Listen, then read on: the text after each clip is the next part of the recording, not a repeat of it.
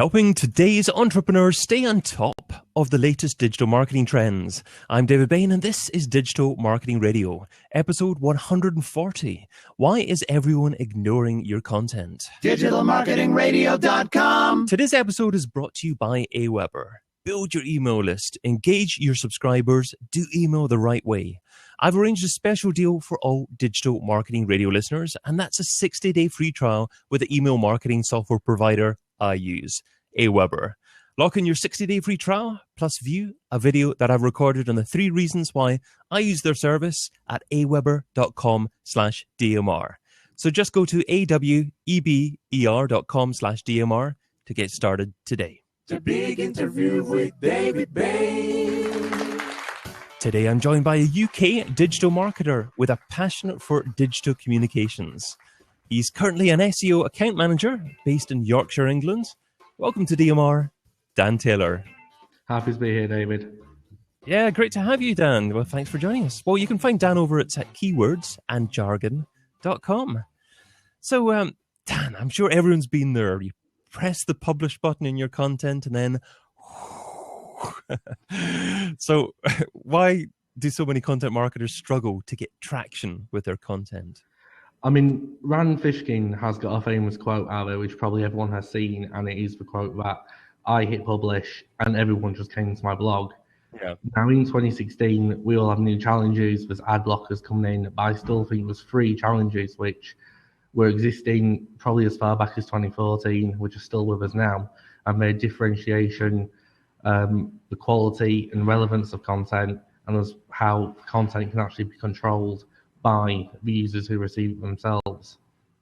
Absolutely. You've got a fan here already in the chat. Recording this podcast live on Blab, and Hello Beverly is saying Dan is great. He's written guest posts for our agency, and we love him over here in Alberta, Canada. One smart dude. There we go, Dan. Hi there, Bev. So, does that mean that it's changed significantly over the last couple of years? You know, was it possible, a couple of years ago just to hit publish and be successful fairly easily?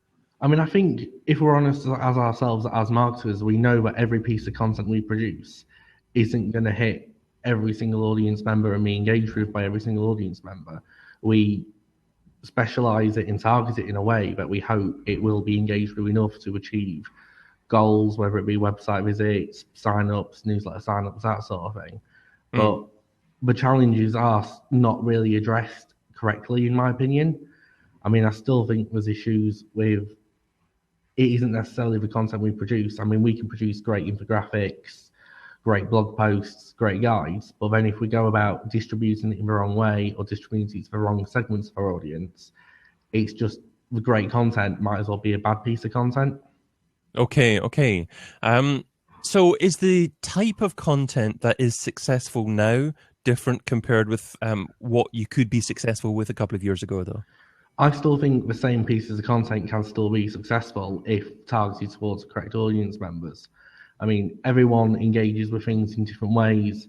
Some people prefer to open up several tabs and then go through articles on a very, let's say, leisurely scale.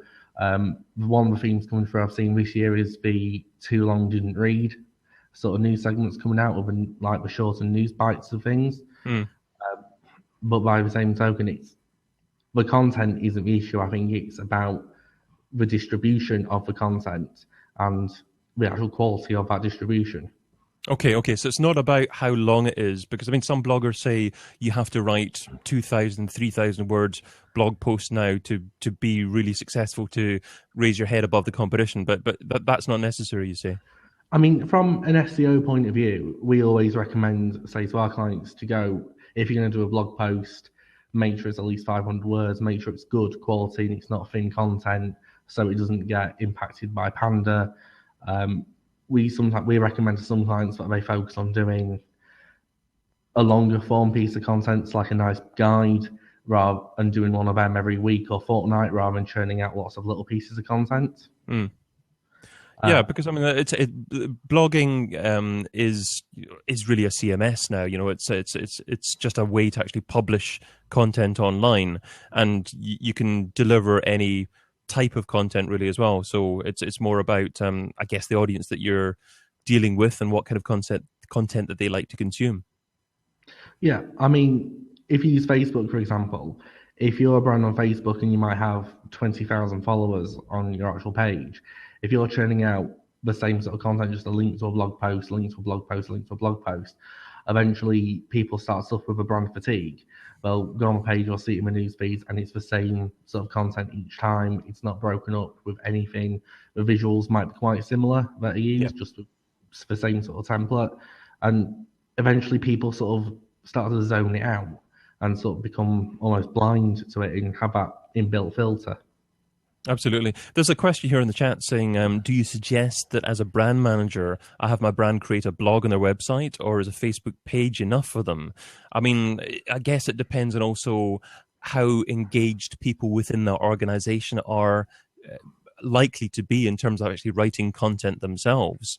And of course, if you publish a blog, then you own it. You know, it's on your domain, and you don't have to be concerned about organic reach on something like Facebook. But I mean, what's your thoughts on that one, Dan? I mean, my theory on that is if a brand or a company has the capability to sustain a blog in-house and have one on the site, then by all means do it, because it's an opportunity to add further content into your site, if that makes sense. Say if you are a holiday provider to France and you do certain tours, and say you do tours to Paris, through your blog, you'll be able to throw in the additional content like the top 10 best restaurants to go visit in Paris, the top 10 tourist attractions, that sort of thing, which might not necessarily fit in with your actual core site content. But then people searching for things like that around Paris, they'll go on to that, see the 10 restaurant post, hopefully read that when it's ranked in Google, and then also see that you're a Paris tour operator. Yeah, absolutely. And of course, if you consistently publish content on your site, Google will see that you're refreshing your website, you're adding more value to your website, and they're more likely over time to rank you as someone who is relevant and up to date as a website within your niche. So SEO is one of the more significant reasons for having a blog on your own website. Is that something you'd say as well? I'd say for SEO purposes it's significant, but also as a sort of engagement sort of piece of content on the site as well. I mean, if a lot of sites, if you look at it the bare bones, say it's a commerce site, it literally will probably be a homepage, an about page. There might be some branded landing pages for products, but then it is just products, checkout, empty. Now, I firmly believe that engagement metrics and things like bounce rate, time on site, will come into play a lot more in 2016 and beyond. So if you're producing articles which are related to your products and your brand that your audience will be interested in, it's increasing their engagement on site. And if you're also producing content on a regular basis, it kind of gives them an incentive to keep coming back. Yeah. But when you talk about engagement, and you don't see too many comments on blogs nowadays. I mean, a lot of engagement comes on social networks. So you're talking about the quantity of tweets, retweets, and Facebook likes and things like that, rather than actually comments as engagement metrics. The social share aspect is interesting because there's a lot of studies that say there is an impact on SEO through the on-site social shares, and there are some that aren't. But for me, the engagement's more, if you come onto a site and you obviously see that the content's not for you, it's not matching your search intent, you'll go straight away and you'll generate quite a high bounce rate with a low time on page. Whereas if the content's good, it's a nice long form blog post, it's broken up with nice imagery, it's clear to read, someone might spend 3-4 minutes reading that, and then that's 3-4 minutes on page, and the time on page of Google, I think, because obviously it's recording analytics, and obviously a lot of people are now using Chrome, I can't see how in time that isn't going to become almost a ranking factor. Yes, yeah, absolutely. I mean, Google want to become more intelligent. They want to start reducing the reliance on counting backlinks as part of their algorithm. And obviously, they've brought in artificial intelligence as being a significant part of their algorithm just a few months ago or so, or and it'll be interesting to see what happens in 2016, as you're saying. But a few more comments there in the chat. We've got Beverly saying, "Are people actually going to keep up with a blog?" And that's something that's very important to think about as well, because if you just give someone the medium to write, you're not necessarily telling them why it's important, and you're not necessarily finding people who will consistently do that over time. And a blog that has a post published from 6 months ago and that's all and nothing else at all is maybe even an exercise in negative publicity rather than something beneficial. I'd agree with that. If a blog is going to be something that's going to be undertaken on a site, it definitely has to be updated at least monthly, if not fortnightly, purely because if someone does come on, like you said, and see something that's 6 months old, they're going to start thinking, is this site still being used? Is it being maintained? Has it just been abandoned? I mean, I look through a lot of blogs and look through a lot of sites each day when I'm looking for content ideas, and I've come across ones which they look really, really good. And when I actually go to contact them, and it turns out they actually closed 2 years ago, and it's just a dead ghost ship almost. Absolutely. And another question saying that which do you think is more effective? A brand trying to build their social media platform blogging, or holding a blab session, inviting people to actually come on board and have a Q&A type session? I mean, personally, I like to think of it as more of a hub and spoke model, and you've got to decide, what's your center point, and then you can build your different communication mixes around that, and perhaps have a Q&A on Blab and driving people towards your blog, and then perhaps ultimately to your product or service after that. Is that something you'd nod your head with, Dan? Yeah, I definitely agree with that point. I mean, I think if you just had the blog, you just have the blog. But if you just went down the Blab route, yes, there's people watching live, there's people engaging live, but then you are left obviously with the recording afterwards, and it's whether or not someone's going to watch it and go, oh, well, actually, I've got a question on that, and then whether or not they're actually going to come into the next one. But I also think your actual market needs to dictate it a little bit as well, and depending on what your products are, because if you've got a very non-exciting product, are people going to come and sit and have a Q&A about it almost? Absolutely. So you mentioned that it's not necessarily about the quantity of content, and also it's really about actually how people go about distributing the content. So what are the mistakes that people are making at the moment, and how can people rectify that and get more viewers for their content? I think one of the largest mistakes at the moment, especially through sort of your inbound channels, your social, your email, and your blog itself, more so probably with your email, is the lack of control actually given to people who receive your content. I mean, I have brands who I sign up to email newsletters for who are quite large brands, quite large turnovers, yet I get emails on a daily basis which are completely irrelevant. And for me, that's quite a lazy sort of email strategy, because all they'd have to do is just set up a half-decent preference center. I mean, one of the examples, I'm not going to name brands, but I signed up to a sports shoe retailer and reseller, and I just get tons and tons of email a week, one a day, and it's brands I'm not interested in.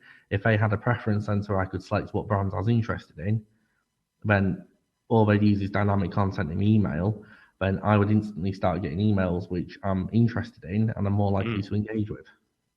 Absolutely, yes. It's incredible the people that get in touch with you. I'm talking people, it could be brands, but they just try and sell you something straight away without actually even attempting to get to know you, to see what kind of thing you're likely to want and to like yourself. And it's a big turnoff. I mean, especially with email, in one of my previous roles, I handled an email database which was just over 50,000, and we sent out a monthly newsletter each month, and we the data quality we had, I say it was about 55,000 in quantity, only about 7,000 of that had probably actually used the preference center, so a lot of it was just a generic email. So we tried to differentiate the content as much as we could, and then after a full calendar year, we kind of decided, well, how about we do a feedback exercise? And so I just ran a quick query on the database to find the users who had opened January's, February's, March's, each month's actual newsletter, And out of the Yeah. 55,000 people, there's only 15 who'd actually opened every single newsletter. You mean 15,000, not 15 people? No, I mean 15 people. Oh, you mean, oh, wow. Okay. Right. Okay. So, That's not good. but then when you took one or two off, it started to go into actual thousands. Wow. Okay. Okay. That's incredible, actually. So hardly anyone is likely to open every single communication from you. So I guess it emphasizes the importance of maybe trying again and not getting offended if people don't act on one email that you send out. And I also think it's important that when you do eventually break through that white noise and actually do get that open, and then that people are presented with content that they actually do want to see and they are going to engage with. I mean, I delete a lot. I mean, I'll wake up in the morning and I'll probably have about 15 to 20 emails in my inbox. Yeah. 11, 13 of them will get deleted straight away. And it's that sort of relationship that people have got to learn to accept with the content. It's that inbox zero that you're looking for every day. I've got a Pavlovian reaction when it comes to notifications. If I see a notification, he's got to go. So, is it going to be necessary, do you think, in 2016 to pay to play to get real quantity of traffic coming to your content? Or is it still going to be possible to play the organic game and do that very effectively and drive traffic that way? I still think the organic game is going to be important. I also think sort of with the side of like the link building side of things as well, if you produce a very good piece of content and it's useful, the theory is people are going to link to it naturally, which obviously Google sees a link as trust, passes on the domain authority, all that sort of thing. But I still think the organic game is going to be important as well as your distribution channel afterwards. Okay, we've got Craig with a question there saying that, so you have a link that you're blogging about. Do you suggest linking all the mentions of the link and subject in the blog itself? I guess he's saying, do you need to actually have multiple links within a blog post to really emphasize perhaps using outlinks, what your subject is about, or perhaps actually you're referring to a particular resource? How important is linking within blog posts nowadays, Dan? I mean, whenever we sort of get our clients to do them, we tell them to include internal links, more for ease. And also, if they come across resources that they do use, do link to them. I mean, for some of our clients, we say if you're going to do, one of our travel clients, if you're going to do a guide on the local area, if in that guide you include a sea life centre or a family amusement arcade, and they've got a website or they've got some or a Twitter feed, actually link to them in that. And then when you go to that distribution, tweet at Sea Life Centre, we've included you in our best guide to do in London sort of thing, and then harness their relationship with their audience. And I know it's a bit of a sort of, we've included this, is great, but the underlying agenda is you want that retweet, you want them to share it, you want to expand your reach with that. Absolutely, and appeal to people's vanity. WordStream, they featured me in a blog post of the top 10 marketing podcasts, and I thought, wow, lovely. Okay, and they tweeted me to say they'd included me in there, and I thought, and I certainly was encouraged to actually share that. So if you're including a list of maybe top people in a certain field, and you don't reach out to them, actually tell them that they've been included, then that's a massive marketing opportunity for you that you've missed out on. Yeah, I mean, definitely. I mean, not everyone monitors their link profile. Not everyone is as clued on to look at their notifications as regularly. I know certainly a lot of smaller businesses and smaller companies don't. Some are very switched on and clued up to the matter, but it doesn't hurt just to give that little bit of a nudge, because if you've done that nudge, say via Twitter or Facebook, you've done all the hard work for them. They've just got to press like or share or retweet, and that's their effort done. Absolutely, absolutely. Well, coming up, we're going to be learning about the one piece of software that Dan couldn't live without. But first of all, I want to say a big thank you to Sean Clark for inviting me as a guest on his podcast called The Small Business Marketing Report. Sean and Robert Tyson host that show, and they invited me on episode number 76 to talk about the future of SEO. So if that subject interests you, just search out your favorite podcast directory for the Small Business Marketing Report and check it out. But let's segue into the second section of our discussion. So that focuses more on Dan's thoughts on where digital marketing's been and where it's heading. So starting off with software I couldn't live without. So Dan, what software do you currently use in your business that if someone took away from you, it would significantly impact your marketing success? I think at the moment, one of the pieces of software we are using a hell of a lot is a tool called Canva. Okay. A lot of our clients aren't massively technically skilled. They don't have a lot of time to invest. And when we're telling them to produce a good piece of content or blog posts, we tell them to make it visual. They get a little bit sort of deer in headlights, and Canva is just it's kind of like Photoshop, but almost at like a Fisher Price Play School sort of level. You can it's got preset templates for Facebook ads, Facebook cover sizes, and all the posts for social media, as well as banners for Google AdWords. And you can just click on one of them sizes and it automatically populates it up. And it's just click and drag and drop with your own imagery, text. And it is a very useful tool for especially small businesses we work with. Yeah, that's a great resource. I've used it for a few different images beside tweets, and it's just so easy. You can set your template, and then once you've got your template designed, you can just add text to it for future quotes if that's what you're going to use it for as well. And it just takes 2 minutes to do. So great resource. I mean, I used to be very lazy on a personal level with the imagery I used on my blog and on other little sites I manage. But then when I actually started using this and started using it properly, I've almost become a little bit prudish with the images I use now. And I make sure that at certain levels, I keep a record of what font goes with what backing color. And it is just so easy to use. Yeah, absolutely. And with your own iPhone now or whatever, it's so easy just to either create your own images, take your own images, create them on Canva. There's no reason to have stock images with some not very nice piece of writing saying SEO or whatever beside a blog post, just a stock image. You need to be original and do something a little bit different. I mean, especially even more so with the likes of Pixabay and Flickr, which has a lot of images which you can use for commercial purpose with accreditation. Not using good imagery, or like you said, taking one off Google, which has got a brand watermarked across it because you haven't paid for 79 cents or whatever for it. Them days are gone, and you can't be lazy like that anymore. Absolutely. Well, a slightly more challenging question here. And what piece of software don't you use, but you've heard good things about and you intend to try at some point in the near future? Actually, a piece of software got passed sort of my way today. I'm not 100% how you actually pronounce it, but it's called Hubballin, Hubballin. And okay, I'm glad you spelled it because I'll be searching for that afterwards to include a link to that. Yeah. It's a, from what I've been told, it's a content finder piece. So I've had a little play around with it sort of this morning, but you put in keywords, and similar to like how Google Keyword Planner works, it churns out all the keywords people are searching for. This will churn out sort of the more topical things around what people are actually searching for. So if you type in, for example, I did it with a couple this morning, and one of the things I typed in was Sri Lanka.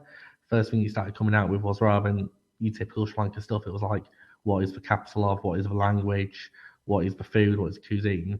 So if you've got a topic, someone's about, I can imagine it's going to be someone like you put in like horse riding, and it will churn out sort of a more questiony sort of search queries, which you can then look to build content around. Great. Okay. Well, two great tools by the sound of it there. So I'll make sure I include that in the show notes at digitalmarketingradio.com, where the podcast episode will be republished. But moving on to, I wish I would have. So I'd like you to look back on the first day that you were involved in trying to market a business online. What didn't you do so well? What do you wish that you would have done differently? Oh God. Well, the first day I actually started professional work, sort of out of university. I was thrown into a meeting with an SEO agency and then a meeting with a PPC agency. And it was very much sort of wet behind my ears, out of me, and thrown to the wolves sort of thing on first day. I really think in sort of that first day, I wish I'd asked more questions and not been afraid to sort of dig deeper into things, because I had the knowledge from obviously doing my degree, but then I still had that sort of notion in my head, oh, I'm just a 22-year-old guy. What do I know? What right have I got asking questions of these people sort of thing? And I think in hindsight, probably I've actually not been afraid to challenge things a little bit more. Don't be afraid to look stupid, basically. Pretty much. Okay, well, let's just move on to the next one, which is The this or that round. that is the quick response round. So 10 quick questions here, and just two rows. Try not to think about the answer too much, and you're only allowed to say the word both on one occasion. Ready to go on this one? Yeah. That didn't sound very definitive, but okay, we'll go for it anyway. Email or Twitter? Twitter. Audio or video? Video. Affiliate or display advertising? Ooh, display. Facebook or Google Plus? Facebook. Online press releases or one-on-one relations? Online press releases. Paid search or SEO? Both. Email contact form or telephone number? Email contact form. Website or app? Website. Social subscriber or email subscriber? Email subscriber. And local marketing or global marketing? Local. Oh, you got through it with just saying the one both. Mostly people leave their both until the very end there. Probably the answer that's surprised me most was the first one, though, because you went with Twitter rather than email. You don't seem to like email much, really. I do use email, but I found a lot of relationships I've built up with people, especially through the guest blogging I do. I found if I spend time writing email, finding like people who work there, sending it out, I never really got a response. But I found like if Beverly's still watching, she'll testament to this. When I start, she's saying Twitter rose in the chat. Yes, we're across an ocean between us, but we're still joined up. But when I blog for her agency, I send them a tweet because it's with an email, it can get fallen on deaf ears. It's just easy to remove an email. With a tweet, you get the notification, it is there, and I have generally found that it's a better way to build that sort of relationship. Yeah, it's very easy to actually interact with top people in their field, and it cuts right through to them personally, doesn't it? Sometimes if you're trying to look for their email address, you won't find it, so you've got to fill out some contact form with their company, and you never know if the message is actually going to get sent on or not. So it's more direct, certainly. Definitely. I mean, when I've read posts on Moz and I've gone, oh, well, that's a question, I've just found the actual author on Moz or Moz itself, send them a tweet, and then depending on time zone, I've got to reply back. And like when that sort of first started happening, it was like, oh wow, when I was still wet behind my ears, it was like, oh wow, people are actually communicating. Because of how little success I've had with email with that, it was like, what's happening? Why are people communicating back? And it became a little bit more of a suspicion sort of thing. Still wet behind my ears. I'm not sure if that's a saying that people would understand in the States. I'm just wondering how you'd actually describe that, if that's the case. Oh God. Still like I really don't know how to explain that any difference what it is. We'll let them look it up in a dictionary if that's the case. Yeah. But maybe if people are watching from the States, perhaps you can tell me if that's a phrase that you actually understand. You just never know quite if some phraseology translates well across the pond. But let's just move on to the next question, which is the $10,000 question. And that's if I was to give you $10,000 and you had to spend it over the next few days on a single thing to grow your business, what would you spend it on, and how would you measure success?